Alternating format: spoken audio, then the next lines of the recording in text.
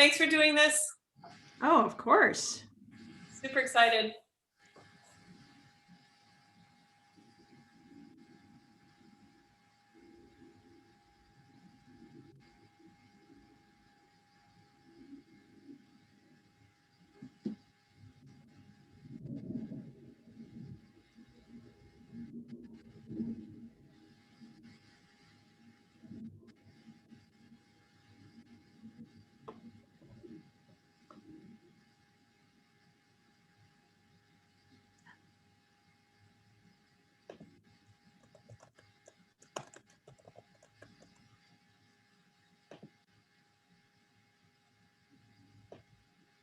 Oh, Bob's here. Hi, Bob.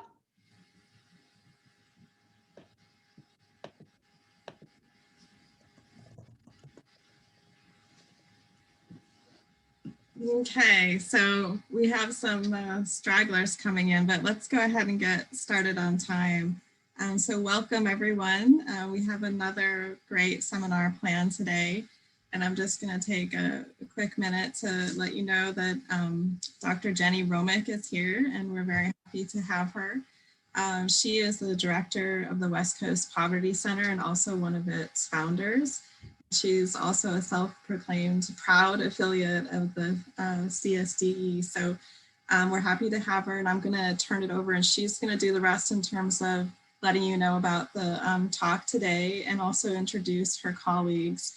And so I'll just remind everyone to please put your questions in Q&A, and I will help to manage those at the end.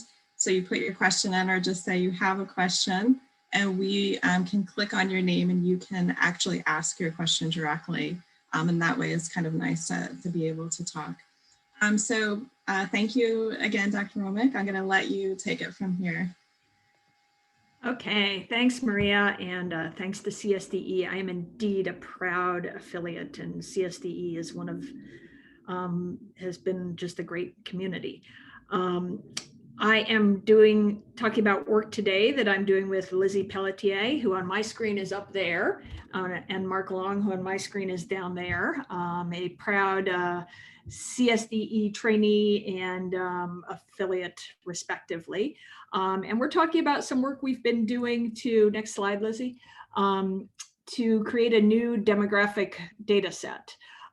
This is work of a lot of people, a few of whom are in the audience here. I think I saw Scott, Bob, and Anita out there. And this is also work that literally I could not do without the CSDE Computing Core and kind of the center leadership. Sarah's been a great help on this and the overall community. So thank you all, and thanks for being here. Lizzie, next slide.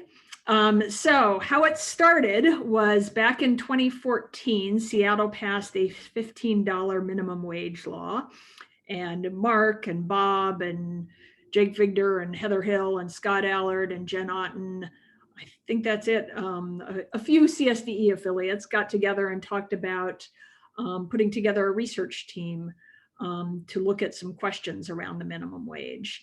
And in thinking about how the wage impacted a variety of outcomes. Next slide. And we wanted to look at kind of standard economic outcomes, employments and earnings. I'm a poverty scholar. I was interested in poverty, which is a household level construct. We also cared about inequality, which is generally measured at the household level, and more broadly wanted to know how raising wages would affect health and well-being.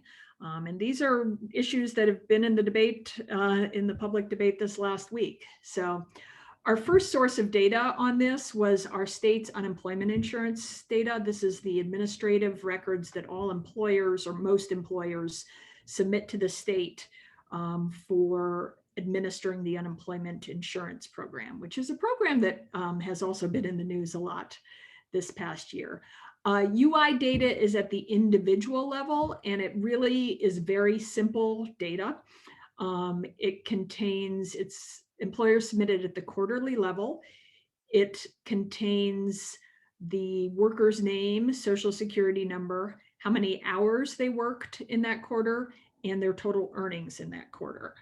Because it has social security numbers, we can link it longitudinally, so we can know things like the work history of an individual observed in this. We can know their sector. We can know in Washington their hourly wage rate. Not all states do that, but Washington has hours. But there are a lot of things we can't know. For instance, we don't know if people live in households with each other. It's very different earning $12,000 a year if you're living with somebody who earns $100,000 a year than if you're the sole provider in a household. Next slide, Lizzie. We also don't know anything other than economic outcomes. And importantly, for the minimum wage, we don't know anything about the characteristics of the workers themselves, and whether that is characteristics of their household economic situation. Are these poverty level workers or not? Or other effects having to do with age, race, gender. These are important determinants of well-being in the labor market, and there's just not anything in the UI data to look at it. So that's how we came up with the idea of putting together data from several different data sources at the state. Next slide. To get this, to add information about it. Oh, one other thing that I should mention is that because we were looking at a city level ordinance, we were also curious about whether people lived in Seattle or didn't live in Seattle. So we wanted geography.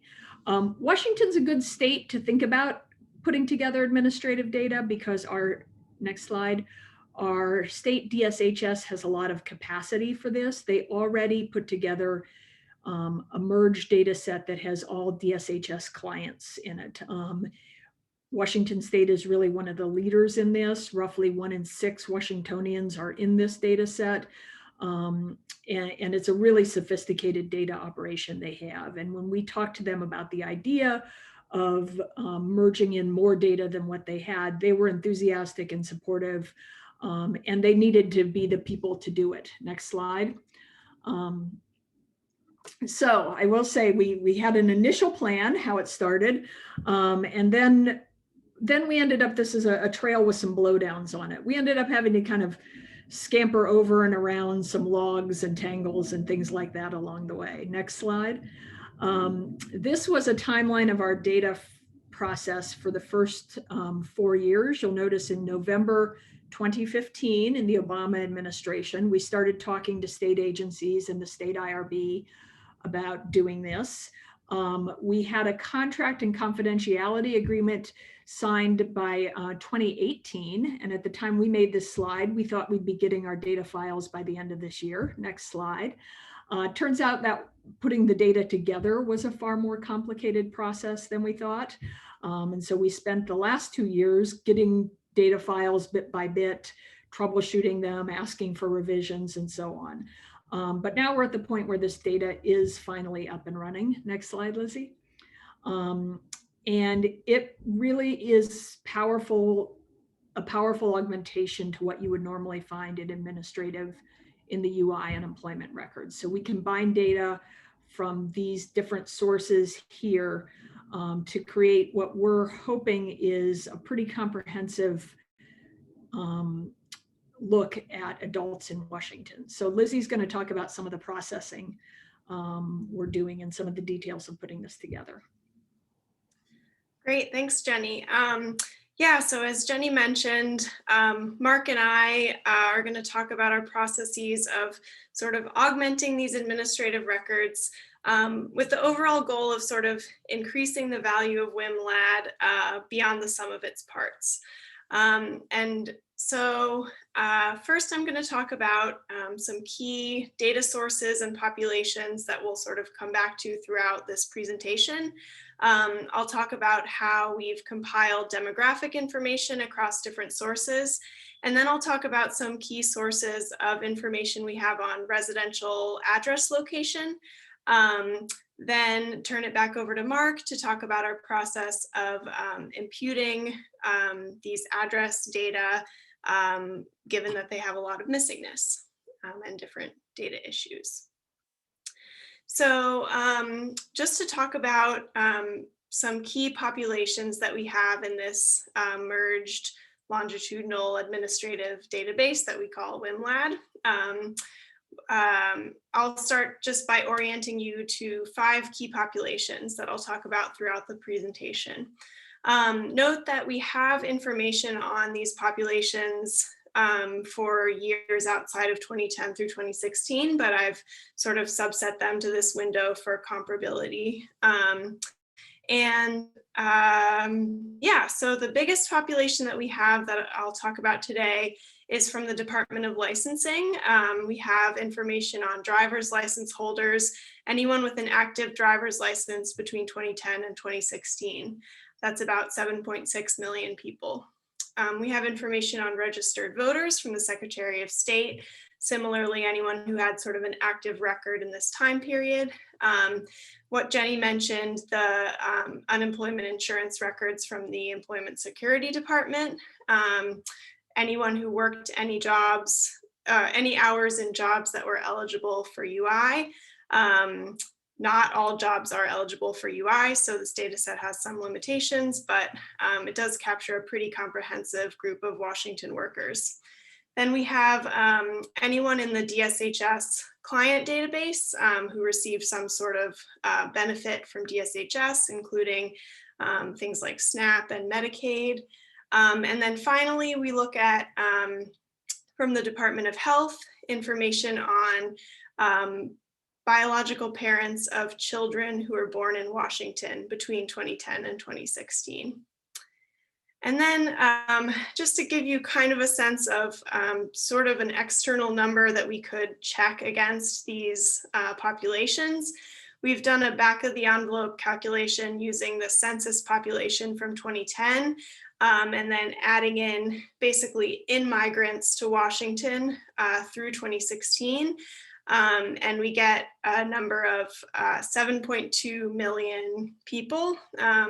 So it's a little hard to compare our population numbers to census or ACS snapshots because they are snapshots, whereas our data includes anyone kind of flowing in and out of the population. But this is sort of our best guess, and it seems to be an undercount relative to DOL, but is probably different in some ways. So these are the key populations. And to give you a sense of how these populations relate to each other, we've sort of mapped their overlap. So to orient you to this slide, each column represents one of the key groups that I talked about. So the license holders, the voters, the workers, et cetera. And then the rows indicate what percentage of those populations also showed up in another data set. So for example, reading down the first column, this shows what percent of license holders were also registered to vote, 64%, what percent voted, percent worked, and so on. So there's a lot here, but I'll just note a couple of things. First is that the licensing data seems to be our largest and most comprehensive data set. So when we look at other populations, the licensing data is kind of consistently the other data set that they are most likely to be in. Although there's some variation. For example, about 1/3 of DSHS clients don't have a driver's license.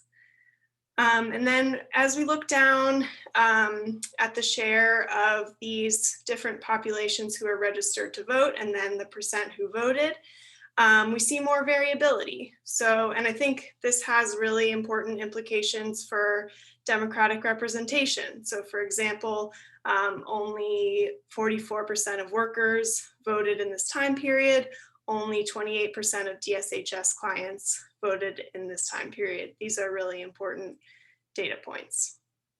And I think in general, this slide just represents kind of the complexities of administrative data. So there are commonalities in terms of the populations represented by these data sets from different state agencies, but there's also a lot of differences in terms of who is in these different sets of records.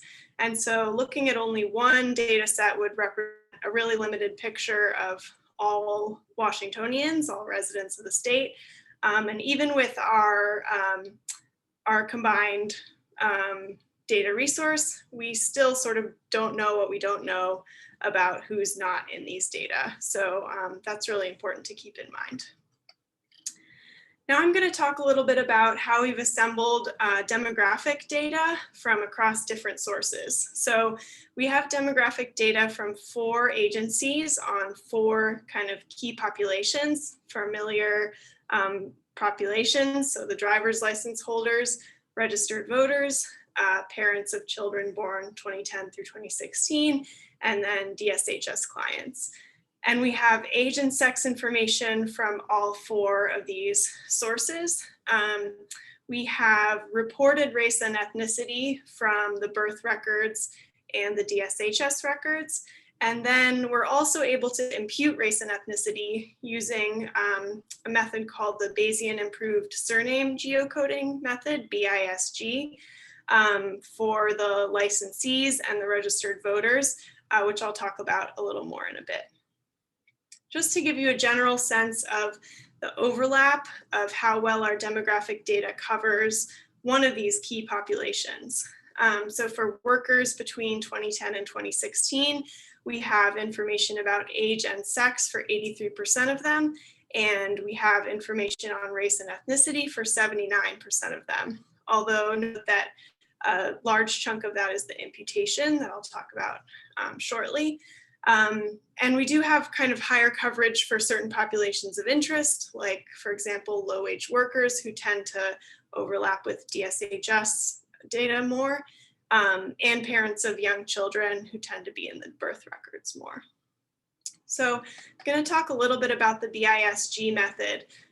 This is basically a method to incorporate information from 2 different sources to try and impute race and ethnicity. So the 2 kind of key inputs are based on surname. So the probability of belonging to a given race or ethnicity given a certain surname. And in our data, we have this as a unique identifier stripped of the actual surname name, but linked to a surname specific distribution across different race ethnicity categories.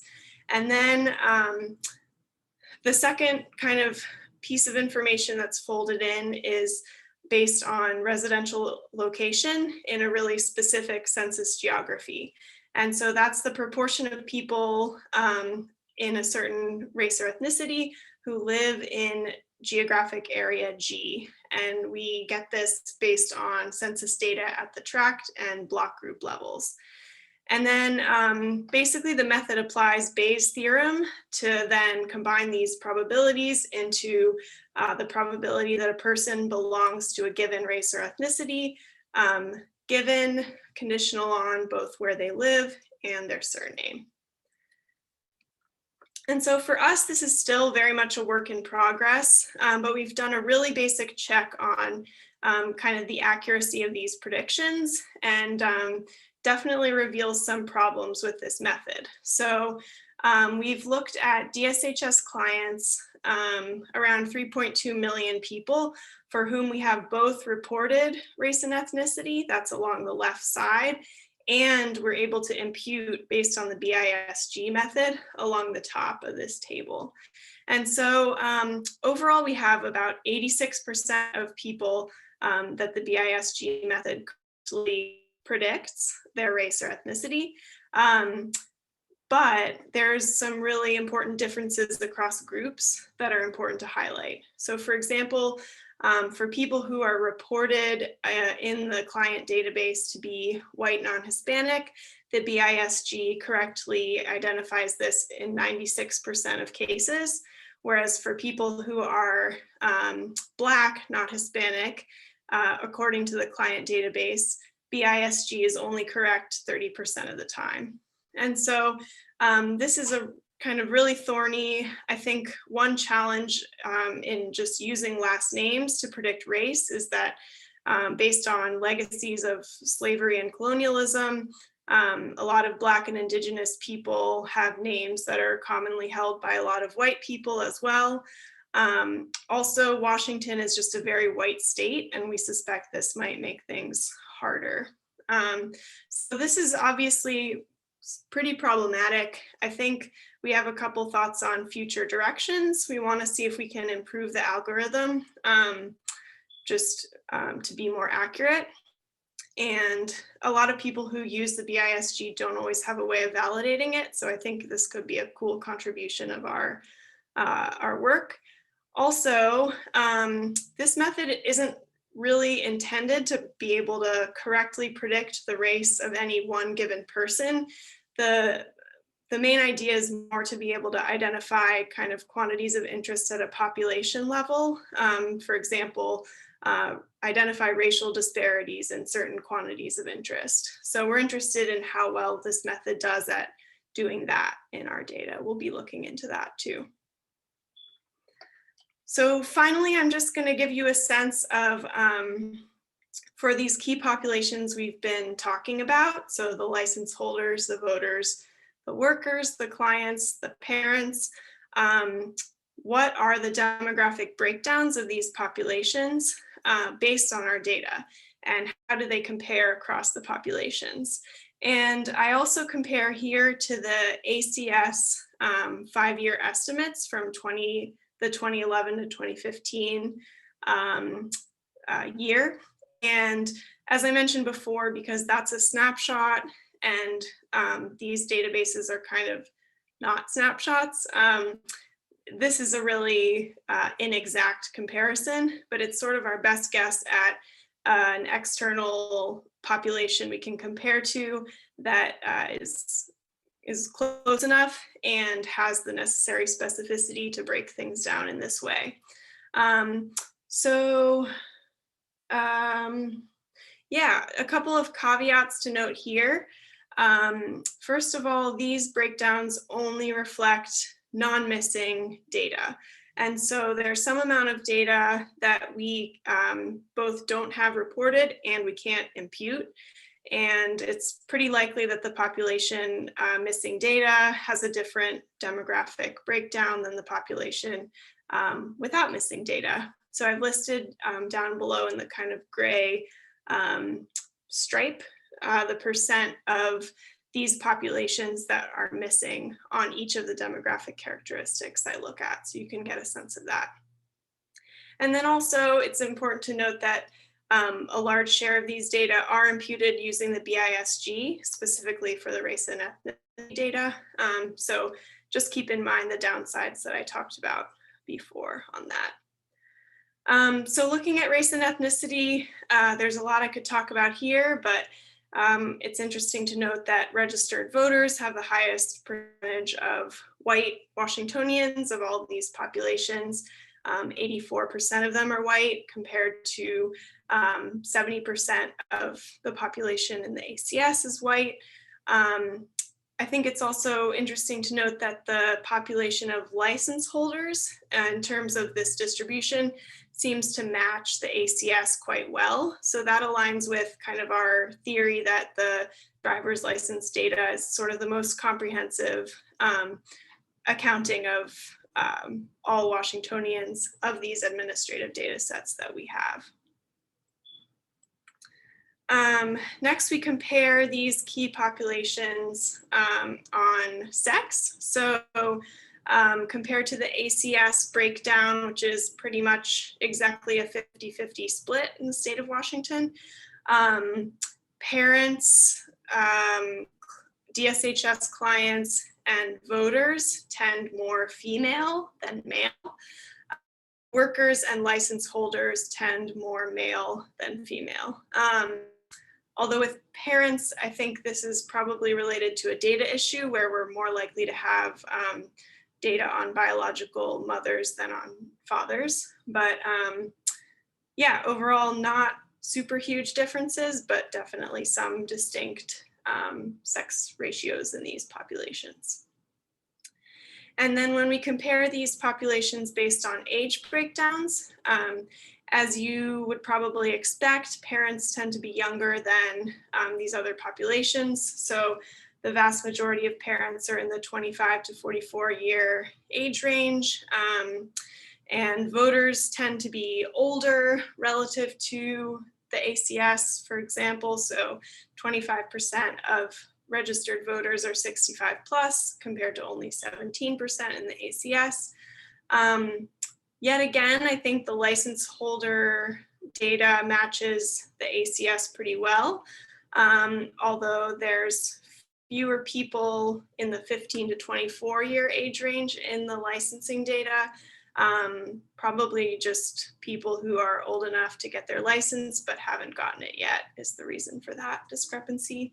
But still kind of supporting our theory about the driver's license data. And then finally, we compare these populations based on a measure of earnings quintile. So we basically, for people who worked any amount, we sum up all of their earnings between 2010 and 2016, and then break that down into quintiles, and then see which, for people who work in these other populations, such as the licensees, the voters, how do they fall into these quintiles? So you can see that the worker breakdown is kind of an even split 2020-2020 by definition. And then the voters skew towards earning more people in that fifth quintile. DSHS clients skew towards earning less comparatively.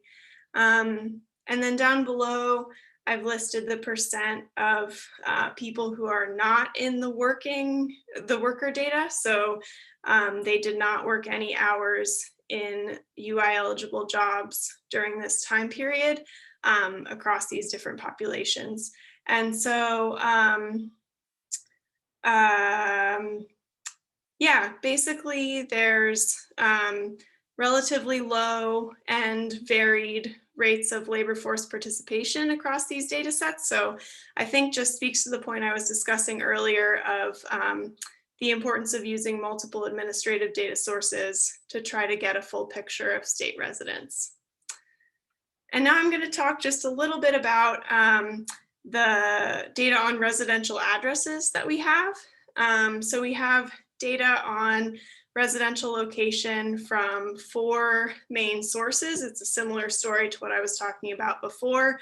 The driver's license records, the voter registration records, the birth records, and the client records.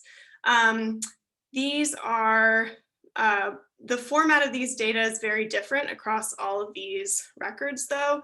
There's different time windows covered, different sort of types of information. There's a potential for conflicts across the data sets, and then a ton of missing data. And so kind of speaking to that, Mark is going to talk about our method for imputing residential location in the months where we do not observe addresses, which is very frequent. So I'll pass it over to him. Thanks, Lizzie. So what we're essentially trying to do is impute for the missing months. And so with this hypothetical example, we might know that a person was registered to vote at address A before 2010. Actually, we have several million records on locations of people before 2010, although they're not consistent across data sets. And then we might observe that this person updated their address to address A in 2010. So that gives us some idea that they stayed at that address. And then in 2012, we might find that they're in the DSHS records at address B. In June, they voted at address A. So we know some of the timing and some of the locations. Next, please. So the basic problem that we're trying to solve, though, is that when we look at any particular month, which is given by the sort of orange dots here, any particular month, there are quite a bit fewer adults in our WMLAD data than we think should be there based on the ACS. The ACS is given by that dark black line at the top, and it starts, and I'm just taking the annual and smoothing it here, it starts from a little bit of over 5 million and ends up a little bit less than 6 million by the end of 2017. So we've been thinking about these orange dots. We call them internally as tent poles, and we're thinking about how we string a line between the tent pole, where the line is kind of thinking about like their probability of remaining at the last address we observe, and their probability of coming to the next address that we see them. Next, please. So we've toyed with this with a lot of different permutations over the last 9 months. This is one that I've been pushing on for the last few weeks and seems to be working fairly well. So what we're going to be doing is we're going to do a forward and a backwards imputation. So the forward imputation is we take that orange dot and we're stringing the line forward. So like the probability you continue at that address that we saw you at in month M. What's the likelihood that you're still there in month M plus 1? So, or actually, what's the likelihood you're at that address in month M if you were at that address in the month M minus 1? Then we're going to, after we do the forward imputation, we're going to do the backwards imputation. So from an orange dot, what's the likelihood that you were already at that address in the months before we see you at that address? Next, please. Okay, so this is a complicated formula. I want to break it down a little bit just to give you a flavor of what's going on here. So the front end of this is an indicator variable. It's going to be a 1 if the person or their M-1 family is seen at this address in month M or later. So if I'm at this address or my family is at this address, and when I say family, what I mean is the people that I shared a co-residence with in month M minus 1. If any of those people are ever seen at this address, then F will be 1. Or if no one new is at this address. So the reason that this is there is we want to avoid cases where it appears that someone new has moved into this location. So it could be an apartment that's changing over. So this is a highly conservative assumption that if we see someone new and we never see you again and we never see your family again, that you're not at that address, which may be a little bit too conservative. We do that for the forward and for the backward imputation. Next, please. The middle parts of this are these gamma parameters, gamma 1, gamma 2, gamma 3, and gamma 4. And what these are going to do is control the speed and shape of the decay and the probability of remaining at this address. So when I was talking about like drawing that line between the two tent poles, it's how fast is that line falling and sort of what's the shape of it falling. And I'll show this an example in a minute. Next, please. Then we're going to adjust this for age, gender, and race group being over or underrepresented in the WMLAD data relative to the ACS data. And so the idea of this will be that if you are of a group that is more likely to get your address updated quickly, then you're going to show up as overrepresented when we do this imputation relative to groups that are slow to get their address showing up in our data. Or if you're from a group that moves in and out of the state fast, we would want to impute that your persistence at the address is a little bit less than groups that are more stable in their addresses. So these beta coefficients, they start at 1, but as we do the imputation, if we find that the group is overrepresented, beta is bumped up a little bit above 1. And if we find that the group is underrepresented, beta is bumped down a little bit to account for that underrepresentation. Next, please. The gamma parameters we're going to fit using a technique, an optimization technique called particle swarm optimization. So the idea of particle swarm optimization is that we don't know what these gamma parameters are supposed to be. We're going to try to find the gamma parameters that minimize the difference between our WMLAD imputed address data and the ACS data. And we're using CSD's 10 SIM clusters. And the analogy here is a bird, where these little red dots are a bird, and the bird is flying around, and they're using different gamma parameters and saying, is this a good location or a bad location? And if it's a good location, they signal back to the flock that this is a good location and you should fly in this direction. And eventually the whole swarm ends up at the best point, which in this visual is where all of the red dots are ending up at the top of the hill. So that's the idea that we're trying to do. So what I'm going to be presenting next is kind of in progress, how these gammas are working, but it's definitely in progress because after we got these slides approved for presentation today, the fit is actually a third better than it was 4 days ago. So it's making progress. All right, next slide, please. So let me just describe what these gamma parameters might predict. And actually, these were the starting values I fed it, and it's been iterating since then. So what this is showing is, imagine that a person who is located at address A in month 24, so we know that they are 100% likely to be at address A in month 24, and we see them at address B in month 60. So in month 60, so those are our two tent poles. We've got a tent pole at month 24, and we've got a tent pole at month 60.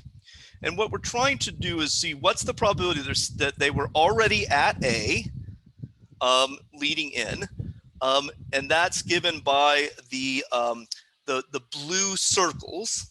Okay, so those blue circles are sort of the probability that they were already at address A before month 24.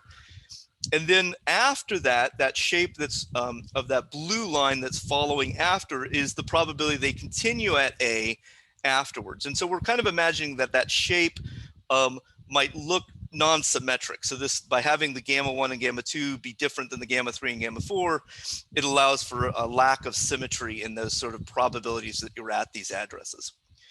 So you're basically, you're at address A according to the open blue circles. Then once we know you're at address B, we think you're at address B, and you can see it's kind of trending down. The red circles are trending down after you get to tent pole C. So this is kind of, so basically what those gamma parameters are doing, they're controlling how fast it falls off and how fast it has that kind of curvature. Next slide, please. Okay, so again, I mentioned this is how it's going so far, and I look at this figure and I say, oh, that's so Monday. The figure today looks much better. It's a tighter fit. So what this is showing is the dashed purple line there is showing what we get as the address, as the number of located Washingtonian adults. And you can see it's fairly close to the black line. Where we do poorly and where we're going to continue to do poorly, no matter how much we do the imputation, is towards the very end. So in 2016, it starts to tail off. And the reason for that is, although we have several million records before 2010, we only have tens of thousands of records after 2017. So we don't have a lot of address information after 2017 that would allow us to impute backwards into 2016. And so we get, in essence, too few people located in space as of 2016. Now, in terms of like policy research for this, you know, a lot of the policy research we've done on the minimum wage to date has been looking at the implementation in 2015 and 2016. So we will be able to locate people pretty well when the policy was signed and when the policy went into force. But where they continue to reside is going to get a little weaker as we move in time. Okay, next slide. So the next slide is showing, again, this is so Monday, it looks better than this now, but this is showing the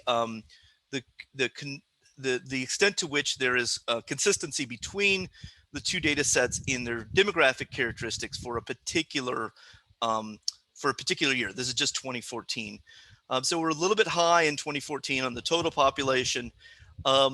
Where we are really bad, and we will continue to be bad, and we've been trying to do things for the last 9 months to fix this, is we end up with too many adults that appear to be living in households with more than 4 adults. And I have come to the conclusion that this is not an imputation problem, that this is actually more a data problem. Because one of the issues with the addresses is the addresses are based on a written address. So if a written address doesn't have good distinctions between people living in apartment buildings with multiple units, you can get it appearing to be more people in a WMLAD household than in an ACS household. And I think that's going to be a problem we'll never be able to solve. The other demographics more or less fit pretty decently, but that's going to get better as the parameters continue to impute. We currently our sort of biggest misses is we have too many people over the age of 70, which I think is probably suggestive that people over 70 are more likely to get quick address changes. We are also too high on number of Hispanic residents, and we can speculate about why that is. But as we continue to improve these parameters, the fit's going to get tighter. Next slide. There we go. We're walking down the path. I'll pass it over to Jenny. Okay, so thanks, Mark, and thanks, Lizzie. This, as perhaps you can tell, has been a lot of fun to work on, and it is very fresh, fresh imputation. Mark has been working on lots of different options to this, and it's really interesting and sometimes frustrating when we have to wait a week to see when something works or not. So I've really appreciated both of their collaboration. But I wanted to talk about kind of where we would like to see this going in the future. Right now, we developed this to look at the minimum wage. We have a data sharing agreement that allows us to look at questions associated with the minimum wage. But part of my interest all along has been thinking about ways that this could become a larger data resource for the state, and something that perhaps other people might be interested in. So, you know, the how's it going in the future might be walking down the trail together. Getting cheesy, I guess, here. But the long and short of it is to tell us if you're interested in collaborating on this. We don't know how, next slide, Lizzie, we don't know how the state will react to other uses, but so far they've said yes to everything we've asked them for, and we have kind of a growing interest in making this available to other uses here. If you'd like to know a little bit more about it, this data is also one of the data sources listed in the UW Data Collaborative. We have some less fresh documentation there that we need to update. But if there's something in here that might be something you're interested in working on, let us know. So I think that's it. Do we have a thank you slide? Yes, thank you. And we'd love to have questions. There were a few questions already in the chat. So I wanted to reference a couple of them. Daniel Casey from King County Public Health, I think. Is that right, Sarah? Had mentioned he can't unmute, but he had some great suggestions in terms of looking at the State Office of Financial Management that keeps demography data on the state, and also suggested that we look at the some health data, noting that we're soon going to have immunization system data with a lot of records. This has been an interest of ours. The way the state IRB interpreted the HIPAA rules was they wouldn't give us both fine-grained geographic data and anything that's considered health information. And because our original reason for doing this was to look at households inside and outside Seattle, we needed the health information. But down the road, we may have some flexibility on that. Let's see, we have a question from Will. Someone unmute him. Yep, I'm here. All right. Thanks. Yeah, so I was just wondering, I saw that you referenced early in the presentation that you got data from the State Patrol. I was just wondering what that was, or if you have any plans for that, or if any analysis has already been done. What that is, we're not quite sure what it is. It came without a lot of documentation. Part of what we've learned along the way is when you ask for administrative data, sometimes you get just that, literally just the data. So we have labeled variables, but don't know anything else, and we haven't had the bandwidth. So if you have criminal justice type questions associated with the minimum wage, talk to us immediately. If you have general interest, I'd say talk to us as well. That, you know, we can't share data until you're on the data sharing agreement, but we could certainly give you a list of variable names. We really don't know much about that, and every once in a while we think about looking through it more and realize that we have a long to-do list. So, and Mark or Lizzie. Well, thank you. I would just add it's a huge opportunity, and yes, I think it requires someone to want to pursue it. I saw there were questions in the Q&A that were under answered, Ginny. This might be the ones you were looking for before. And I saw there was one from Ethan about would merging death records, eliminating death as a cause of decrement, improve the imputation of migration. It would also allow you to impute the final address time interval. Yeah, we do have the death records and we have used those. So when we're doing the imputation of the missing address, they are set to probability 0 once we know that they have died from the death record. So I didn't say that, but yes, we're using that as well. But am I correct in remembering, Lizzie, you might know that we thought our death records might not be fully comprehensive? Yeah, so the death records are from the driver's license data, and we basically don't know how comprehensive they are.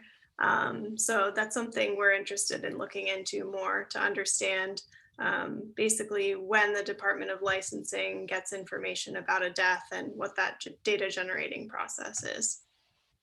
Yeah, Ethan, if you know anything more about death records, particularly if you know if they typically have social security numbers attached, that makes them much easier to do the matching. I did learn along the way that death records are not HIPAA protected because you're no longer a human subject. Jake Grumbach has a question. Oh, His hand up. oh, great. I can't see hands, so. Hi, Jake.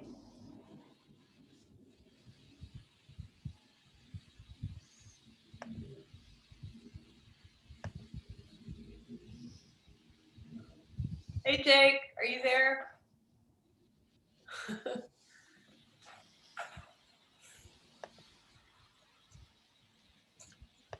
He wrote in the chat trying. Can't hear me? No. No.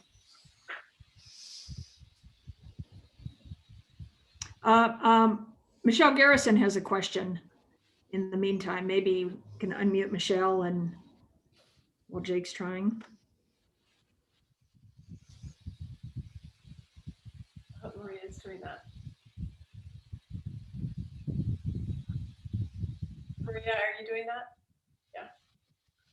Hey, so I saw that the issues around needing kind of granular geographic data prevented you from having any elements of PHI.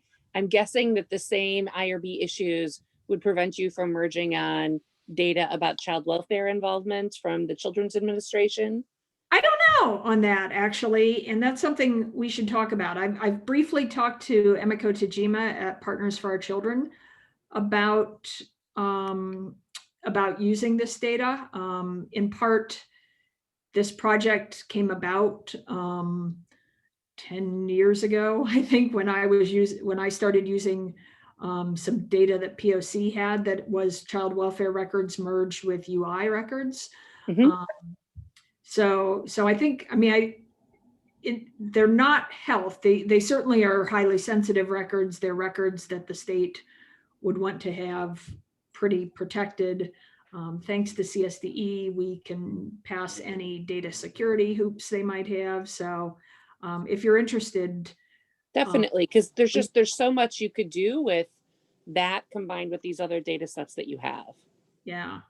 Yes, absolutely. Absolutely. So, all right, Jake. Jake should be good. Great, thanks, guys. What a great presentation and such crucial work you guys are doing. Really like a triumph of linking data sets and measurement. Just a quick comment on the BISG improvement is that there are a few groups that are trying to use first name distributions to really improve precision for especially Black Americans, where you can have any database to get the distribution of first names and by race, so like Wikipedia or your own administrative data set, but then implementing it, there's no consensus way yet. But basically my point is, if somebody wants to work on that beyond this project, you know, there are a couple groups interested in the first name distributions, adding that to Bayes' rule. And then the bigger question though is like, this is just the perfect time to ask the real data and measurement people, like what, so you mentioned minimum wage. We just heard an additional idea, minimum wage and criminal justice outcomes, potentially minimum wage and voter turnout, a poli-sci person like me would be interested in, but like what else have you has like come to mind as you guys have worked with this data? Okay, a couple of things there. Jake, the question about first names makes a lot of sense. And it made me realize, I remembered this about halfway through, I should have noted that all of our data from the state is de-identified. The research and data analysis group at DSHS did all the matching for us. They did all, and they have the match records. So we would have to get first names, we would have to go back to them, provide them with the data, and they could give that to us, and which is totally doable, but it's neither quick nor free.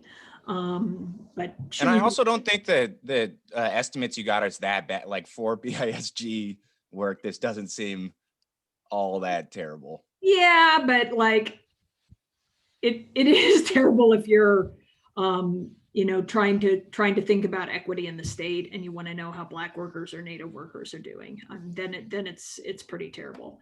And I actually think that one potential use of this data beyond minimum wage could be doing some finer grained equity analyses. That's something the state has a pretty big interest and commitment to in the anti-poverty space. So. But you'd also asked another question about other things we've been thinking about. So the one other approved use we have right now is to use this data to create some baseline information about the potential use of the state's Paid Family and Medical Leave Act. Heather Hill, who's in the audience somewhere here, has a project examining kind of the baseline and implementation of that. And so Lizzie's been working on that project more recently. There are a bunch of other questions around the minimum wage, like around criminal and legal system involvement, around voting stuff that you and I have corresponded a bit about. But more broadly, I think, you know, I think you could use this data to think about changes in inequality.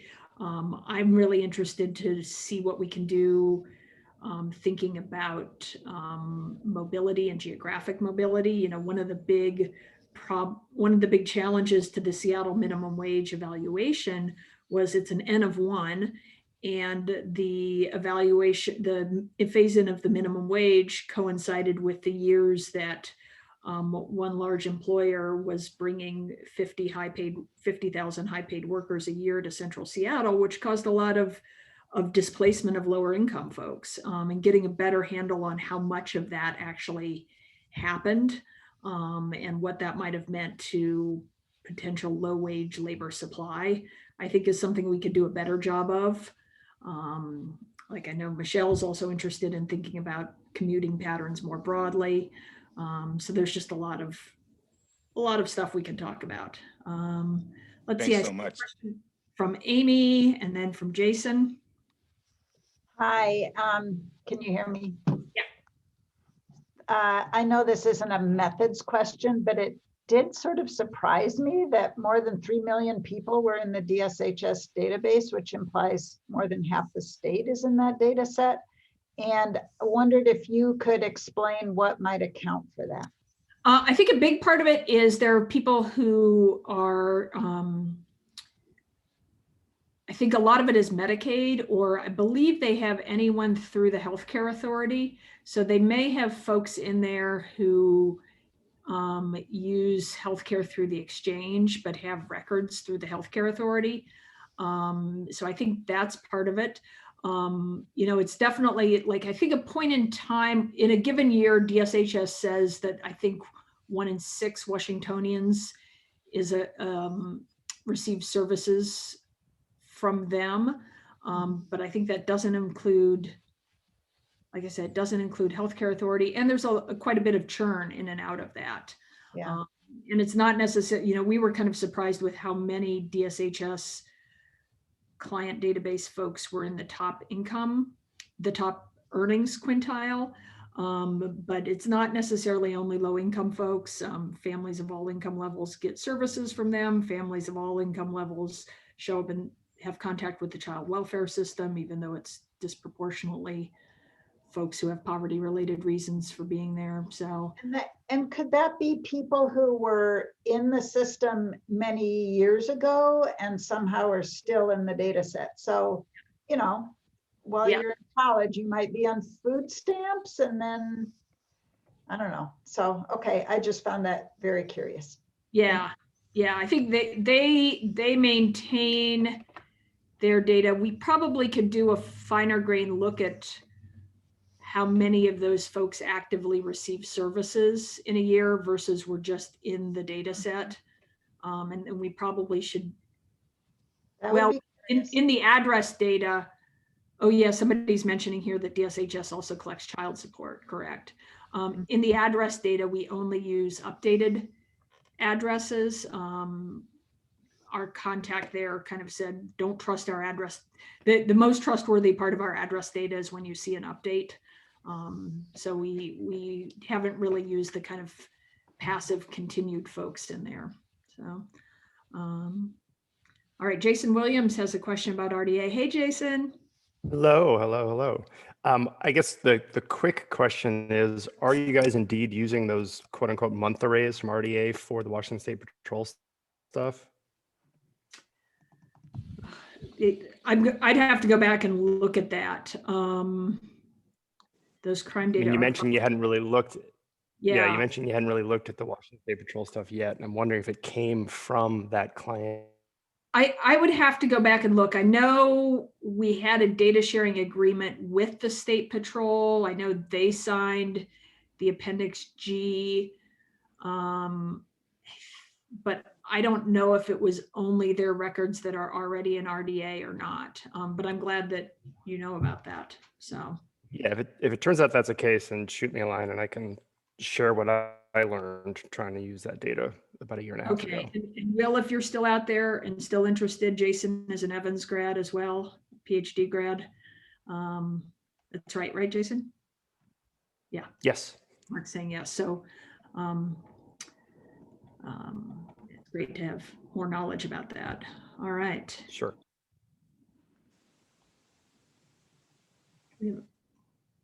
Other questions?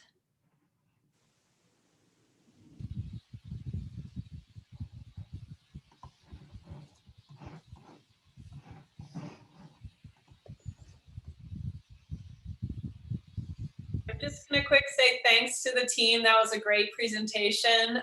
Thanks for all the warm, generous shout outs. We're really proud of you all for, you guys put in the elbow grease on this, and it was a really hard project, and a great admiration for all that you've accomplished. Right. And whatever CSD can do, we want to help. So, and we can also do another workshop for, for people who might be interested in engaging, if you'd like. If that would be of interest. Yeah, I mean, we really have put so much work into this. We'd love to have some folks who want to take sections of it and run with it. And I think now that I will say, I feel the state may be a little more receptive to this than they were a few years ago. I mean, we're now in our 3rd presidential administration, and there were really heightened concerns during the last presidential administration around us having this many connected records. For instance, initially we had asked for flags for people who used refugee resettlement services, and they were no longer willing to give us that because they didn't want any information on former refugees being used in any kind of public space. So I'm hoping, and like literally folks you know, there was a real concern over the real sensitivity around this data. So it is a big resource, but it also is something we want to use carefully and respect our partners at the state who've just been great about taking time out of their already busy lives that they wouldn't have to take to entertain us. So, all right, but thank you all. Mark or Lizzie, any final words? I just want to thank CSD, particularly the people working on the computing side of this, who have been great to work with in terms of helping us with the data and also being patient when I created too many temp files that I shouldn't have. So thank you to the computing people at CSD. Yes, absolutely. So, Yes, agreed on that. And thank you all for coming and for your thoughtful questions and thoughts. Yeah, thank you so much, Jenny, Mark, Lizzie. It was wonderful, and we can tell because people are so interested in it. So I'm sure you'll get some follow-up. hopefully. Thanks all. Okay, well, thanks everyone. Take care.